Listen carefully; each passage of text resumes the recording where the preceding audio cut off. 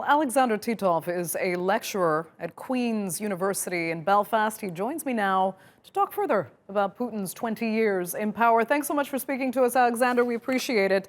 I just want to get your take on what you really think has kept Putin arguably popular and ultimately in power now for 2 decades in Russia. Well, I think it's a combination of factors. I mean, he was the right man at the right moment to come to power in Russia, just as it was putting behind the kind of chaos of the 1990s. And he tapped into some core messages very successfully, sort of getting off Russia's knees, restoring internal stability, which was the first part of his reign was mostly focused on, and then restoring it internationally. And that's probably why he's been so relatively successful and quite popular in Russia because of the combination of these two factors. You know, some countries are willing to kind of tolerate autocrats of sorts if they bring stability and, real economic growth and an increased profile on the international stage that the country feels it can be proud of. Is that what Putin has delivered to Russians?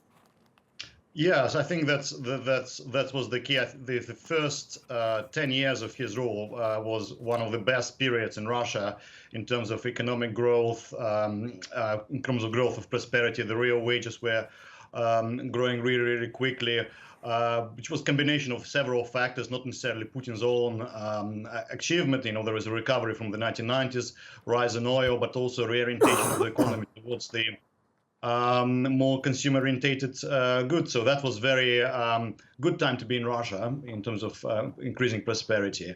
And then when the economic crisis struck Russia in 2009, which was a global fallout from the global recession, financial recession, they still managed to kind of keep going and then shift the focus away from the domestic problems towards the external problems, particularly with the issue of Crimea and the Ukraine and then Syria. Okay. So in that sense, he was able to kind of keep the show going for different reasons. Right.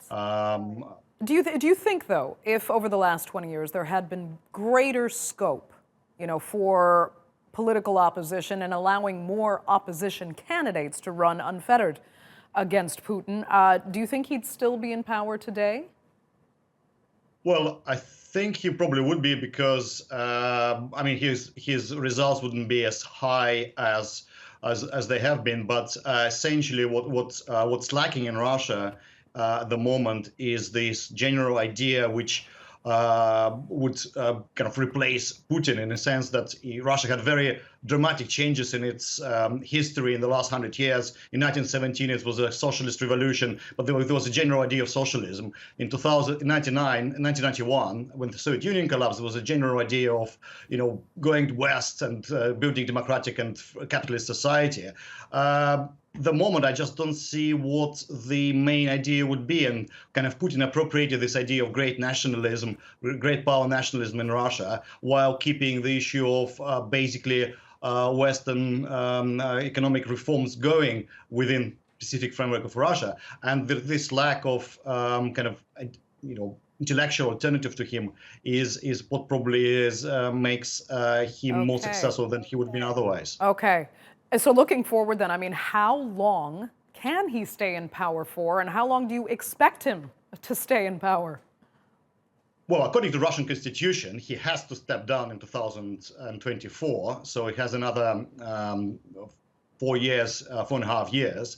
But we've seen that in the past, when the constitution required him to step down, he found a ways of de facto staying in power by swapping roles with the prime minister. Exactly. I wouldn't be surprised that he did something similar in 2024. There will be a new president, but Putin will be essentially keeping power behind the scenes. I think he's still quite young, and basically I think he believes in himself as he has some kind of mission, and it's difficult to see him completely giving up power in 2024. So he may have another 2 decades ahead. Okay.